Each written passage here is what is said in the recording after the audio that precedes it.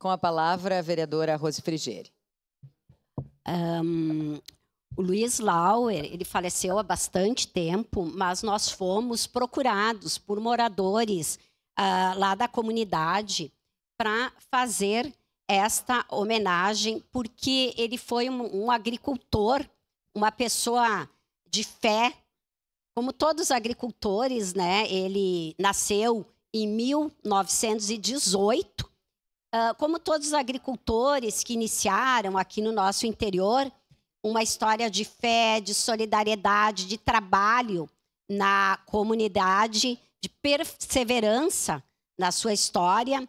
Ele foi casado com a Dilecta Coelho e teve 4 filhos: Líbera, Arlinda, Maria e Cirilo. Ele morou, né, em Santa Lúcia do Piauí, na zona Escopel, e trabalhava na agricultura, plantação de milho, feijão, trigo, e o hobby dele era andar a cavalo e, nos outros momentos que não estava a cavalo, conviver com sua família. Ele faleceu aos 71 anos de idade.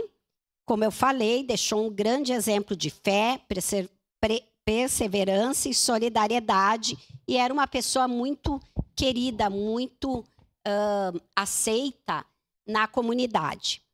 Então, por tratar de uma justa homenagem, de um pedido da comunidade, nós esperamos a aprovação de vocês, dos meus colegas vereadores e vereadoras, para esse projeto de lei de denominação dessa estrada tão importante, a estrada Luiz Lauer. Muito obrigada.